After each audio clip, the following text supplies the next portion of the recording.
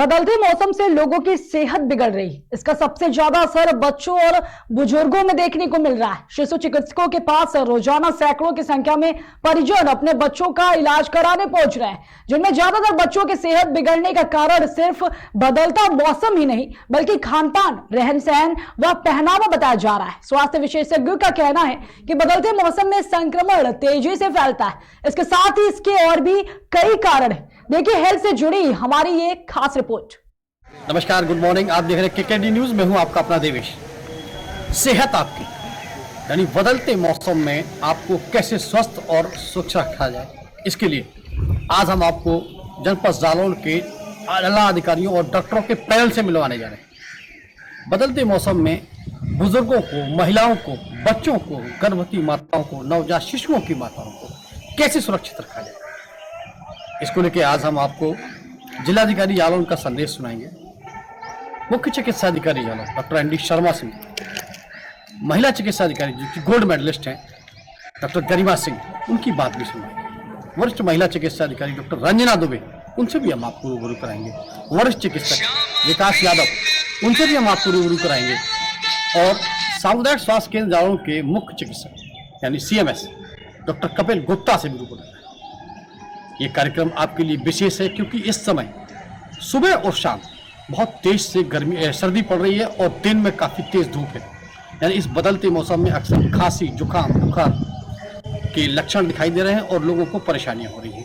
ऐसे में अपने आप को कैसे आप सुरक्षित रखें, उसको लेकर आज हम आपके सामने ये विशेष रिपोर्ट है। देखिए केकेडी न्यूज पर मेरे साथ।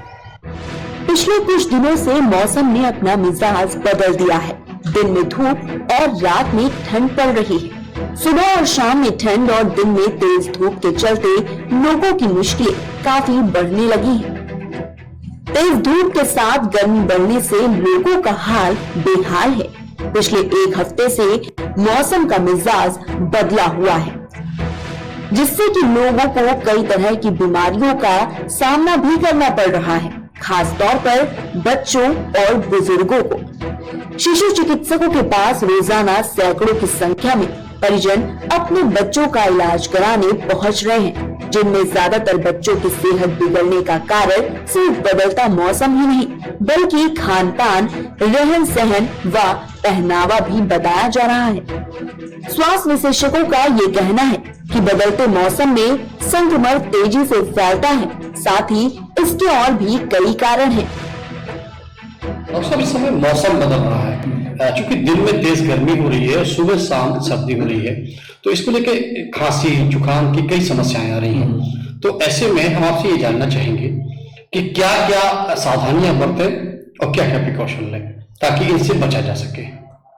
जैसा कि मौसम में बदलाव हो रहा है, दिन में अच्छी खासी टेम्परेचर बढ़ जाता है और सुबह शाम की सर्दी अभी बनी हुई है, तो ऐसे में बहुत सारे वायरल डिजीज फैलने का खतरा रहता है। फ्लू जैसे वायरस जो फैलते रहते हैं, उनसे हमें बचाना है, खासकर बच्चों, बुजुर्गों को। और उनको अभी प्रिकॉशन में कपड़े पहनने हैं, जैसे वो पहले पहनते थे। ये नहीं करना है कि अब मौसम बदल रहा है तो कम कपड़े पहनना शुरू कर दे, पहली चीज ये। दूसरी चीज ये कि हैंड हाइजीन और सफाई का खास तौर पर ध्यान रखना है, जो कोविड प्रोटोकॉल में हमने फॉलो किया है, तभी हम इन फ्लू जैसे बहुत सारे वायरस से हम बच सकते हैं और ये खांसी जुकाम जैसी चीजों को हम कम कर सकते हैं। इसके अलावा सबसे पहली चीज है स्किन डिजीजेज और बहुत सारी एलर्जीज हो जाती हैं, तो उसका बचाव भी यही है कि हमें पहली बात पता चलना चाहिए कि किस चीज से हमें मौसम बदलने पर एलर्जी होती है, उस चीज से हम दूर रहें।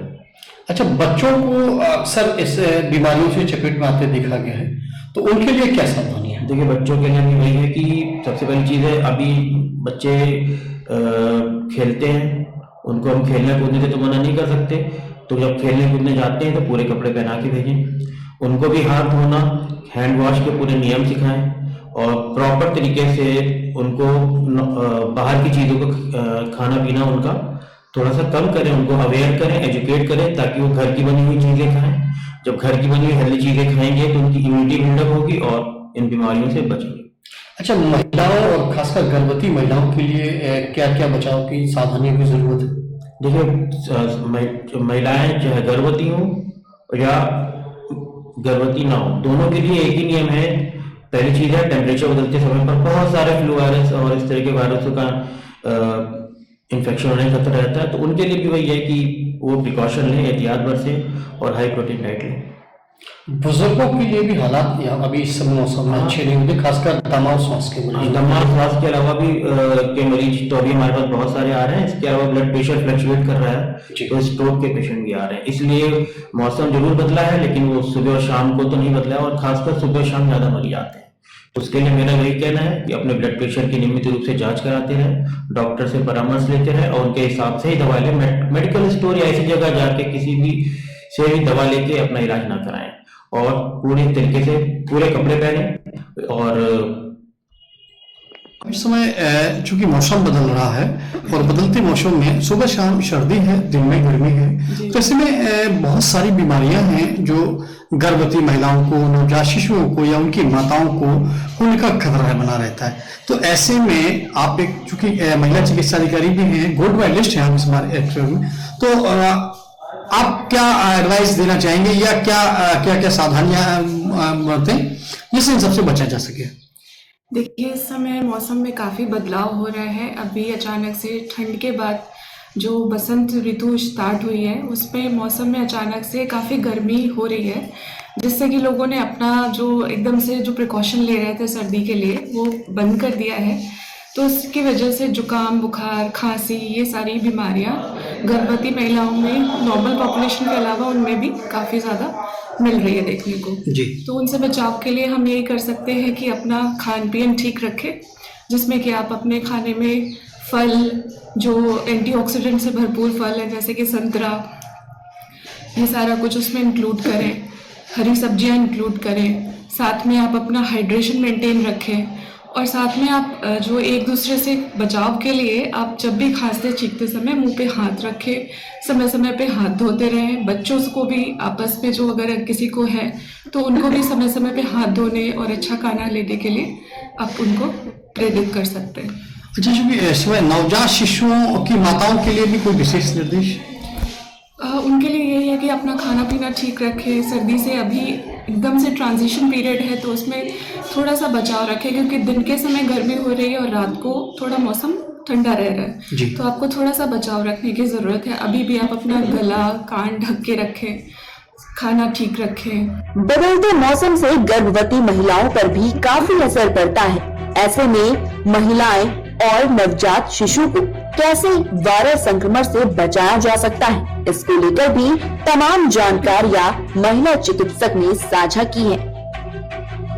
इसमें मौसम बदल रहा है, सुबह शाम सर्दी है, दिन में बहुत तेज से गर्मी है, तो ऐसे बदलते मौसम में वो क्या क्या सावधानियां या क्या क्या बचाव के रास्ते हैं जिनसे बचा जा सके?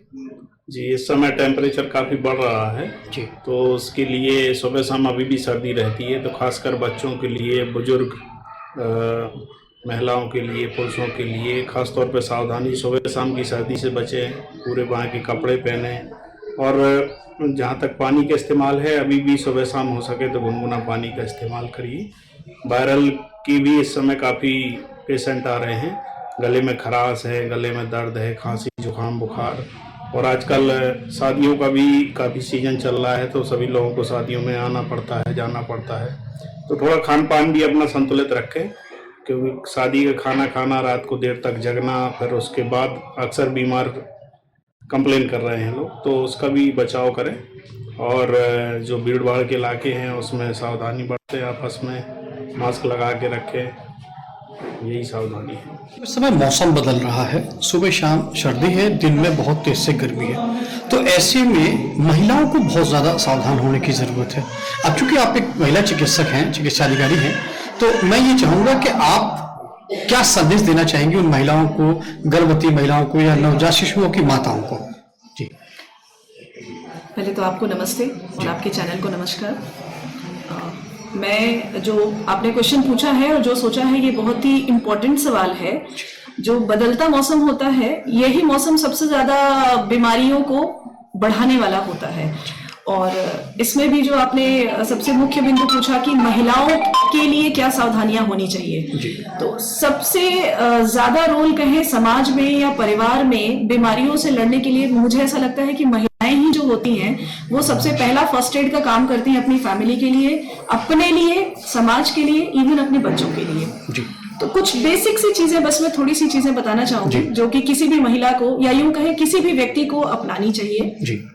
ठीक है, कुछ बेसिक पॉइंट्स हैं। सीजन जब चेंज होता है तो चेंजिंग सीजन सबसे ज्यादा फेवरेबल एक कंडीशन होता है बीमारियों के, जो वायरसेस हैं, बैक्टीरियाज हैं, इनके लिए पनपने के लिए बहुत ही अच्छा वो मौसम रहता है। तो इनसे बचने के 2-3 बहुत बेसिक उपाय हैं। सबसे पहला तो हम एक प्रॉपर हाइजीन मेंटेन करें जी, साफ सफाई का ध्यान रखें, जो हमेशा ही सब लोग रखते हैं उसको थोड़ा सा और अच्छे तरीके से, जिसमें सबसे मेन स्टेप आता है कि हम हैंड वॉशिंग, बार बार हम अपने हाथ को धोएं। जब भी हम कहीं बाहर जाएं और बाहर से वापस आते हैं तो सबसे पहले हम हाथ धोएं। अपने बच्चों को भी हाथ धोने की हैबिट हम सिखाएं कि बेटा आपको एवरी टाइम अपने जब भी आप बाहर से आते हैं तो हाथ धोइए। अपने शूज एंड जो आपके चप्पल है, स्लीपर्स हैं, उनको आप बाहर ही ऑफ करके आइए।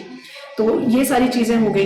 दूसरा आता है हाइजीन के बाद अपन आए तो हमारा न्यूट्रिशन, जो हम खा पी रहे हैं, जो सबसे बहुत ही एक इम्पोर्टेंट चीज है। हमें अपने भोजन पे बहुत ध्यान देना चाहिए और ये काम महिलाओं से ज्यादा बेहतर कोई कर नहीं सकता, क्योंकि उनको बेसिक जानकारियां भी होती हैं और बच्चों का और गर्भवती महिलाओं का स्पेशली उनको अपने स्वास्थ्य का और अपने पेट में पल रहे बच्चे का भी ध्यान रखना होता है। तो कुछ डाइट में हम थोड़ी सी चीजों को ऐड कर लें, जैसे चेंजिंग सीजन में इम्यूनिटी बढ़ाने वाले जो इम्यूनिटी बूस्टर फूड होता है, विटामिन सी वाले फूड। अब विटामिन सी बोले तो समझ में नहीं आएगा, साधारण भाषा में जो खट्टे पदार्थ होते हैं, जैसे आंवला है, कीवी है, ऑरेंजेस है, अंगूर है, संतरे हैं, ये सारी फ्रूट्स अगर हम लेते हैं डेली डाइट में ऐड कर लें तो वो हमको बीमारियों से लड़ने की ताकत देते हैं।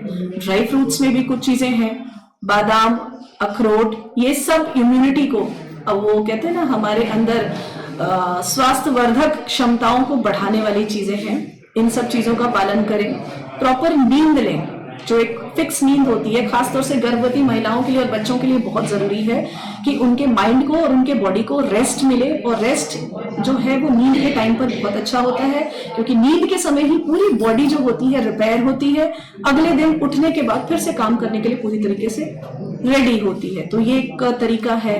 और इसके अलावा भी बहुत सारी चीजें कि जब भी हम सो के उठ जाते हैं तो उस टाइम पे हम अपने आप को कंप्लीटली हेल्दी वे में एक्टिव रखें, लेथार्जिक वे में पड़े रह करके एक्टिव न रखें। ऐसी एक्टिविटीज करें जिससे हमारा बॉडी पूरे दिन ट्यून रहे, पूरा बॉडी हमेशा फिजिकली एक्टिव रहे। ये सारी कुछ छोटी छोटी सी पॉइंट्स हैं जिनका अगर हम ध्यान रखेंगे तो बदलते मौसम में जो होने वाली जुकाम, खांसी है और डायरिया जैसी जो प्रॉब्लम्स हैं, इनसे हम लोग काफी हद तक बच सकते हैं और होने पर इनसे लड़ भी सकते हैं। दूसरा, वैक्सीन्स का भी होना चाहिए कि वैक्सीनेशन भी प्रॉपरली सारे हमारे परिवार के बच्चे, हमारी गर्भवती माताएं प्रॉपरली वैक्सीनेटेड हो रही है कि नहीं हो रही है। ये भी इन कम्युनिकेबल डिसीजेस से हमको काफी हद तक सुरक्षा प्रदान करते हैं। नमस्कार, गुड मॉर्निंग। आप देख रहे हैं केकेडी न्यूज, मैं हूं आप। कई प्रदेशों में खसरा से अनेक बच्चों की मौत की खबरें लोगों को डराने लगी। इसी संकट को देखते हुए राजधानी दिल्ली में खसरा के खिलाफ युद्ध स्तर पर वैक्सीनेशन अभियान शुरू किया जाएगा। इसके लिए दिल्ली स्वास्थ्य विभाग की ओर से तैयारी की जा रही। टीकाकरण अभियान को लेकर भी लोगों को जागरूक किया जा रहा है। वहीं दिल्ली के साथ ही उत्तर प्रदेश में भी खसरा के बढ़ते संक्रमण को देखते हुए सरकार काफी अलर्ट नजर आ रही।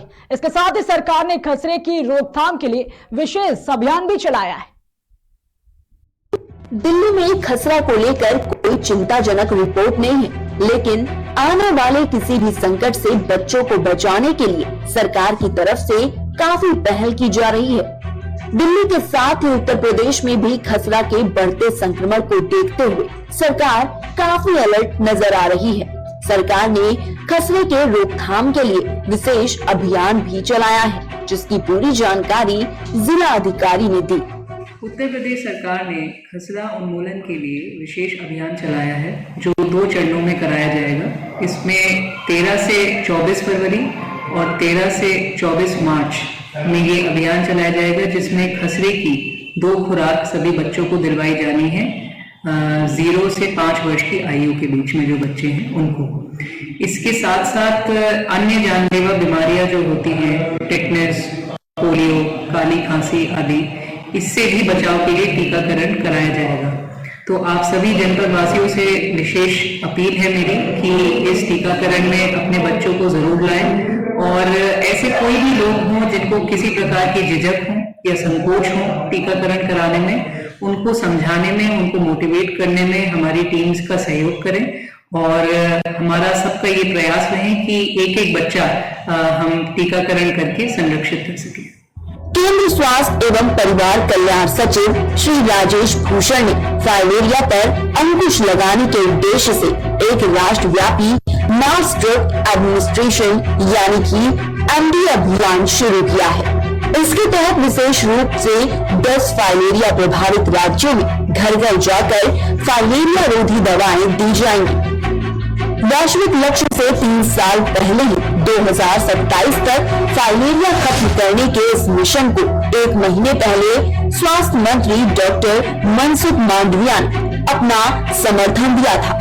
वहीं अगर उत्तर प्रदेश की बात करें तो यूपी में इसे लेकर स्वास्थ्य विभाग किस तरह से अलर्ट है, इसको लेकर मुख्य चिकित्सा अधिकारी डॉक्टर MD शर्मा ने तमाम जानकारियां दी है। पूरे जनपद में फाइलेरिया मुक्त एक अभियान चलाया जा रहा है, उसको लेकर क्या अपडेट है, क्या तैयारी है? इसमें मास ड्रग एडमिनिस्ट्रेशन उस कार्यक्रम का नाम है, जिसमें पूरी लगभग 20 लाख जो आबादी हमारे जनपद जालौन की है उसको एल्बेंडाजोल और हेक्टाजोल जो फाइलेरिया निरोधी दवा है उसको जो है पूरी 20 लाख लोगों को 10 से 27 फरवरी तक हम लोग खिलाने के लिए हमने लक्ष्य रखा है। उसके लिए 1551 टीम बनाई गई है। इसमें आशा और ANM तो कर्मियों की टीम है जो घर घर जाके लगभग एक दिन में 25 से 50 घर विजिट करके अपने सामने उनको ये दवा खिलाएगी। और ये कार्यक्रम हमारा 2030 तक माननीय प्रधानमंत्री जी ने फाइलेरिया उन्मूलन का लक्ष्य रखा है। 2030 तक हम लोग पूरे उत्तर प्रदेश से और भारत से फाइलेरिया को जो है, जैसे हम लोगों ने चेचक को समाप्त किया, पोलियो को समाप्त किया, इसी तरह अब हमको फाइलेरिया, मलेरिया और TB मुक्त अभियान चल रहा है जिसमें 2025 तक का लक्ष्य माननीय प्रधानमंत्री ने दिया है। तो उसी के क्रम में ये दवा ये जो उन्मूलन का कार्यक्रम चलता है तो ये जब भी प्रभावी होता है जब सामूहिक रूप से पूरी आबादी को हम वो दवा खिलाएं और मलेरिया और फाइलेरिया का जो कीटाणु है वो हमारी पूरी आबादी में एक साथ जो है खत्म हो जाए। इस दवा के कोई दुष्प्रभाव नहीं है, केवल 1 साल से छोटे बच्चों को ये दवा नहीं दी जानी है। 1 साल से सभी बड़े लोगों को, 1 साल से अधिक उम्र के जो बच्चे हैं और वयस्क लोग हैं सबको ये दवा दी जानी है। केवल भी अत्यंत बीमार व्यक्ति हो वो नाले बाद में ले सकते हैं, 10-15 दिन में ठीक हो जाए तब। और कोई दुष्प्रभाव नहीं है, हल्का फुल्का कोई थोड़े बहुत जैसे उल्टी ये विचलाना इस टाइप की कोई शिकायत होती है, कुछ होती है तो उसके लिए हमने रैपिड टीम्स भी सभी CSC PSC भी गठित की है जो तुरंत रिस्पॉन्ड करेगी। और बिना, मैं सभी जनपद वासियों से अनुरोध करूंगा कि इस दवा का बिल्कुल निश्चिंत होकर सेवन करें। मैं भी खाऊंगा, DM साहब भी खाएंगे।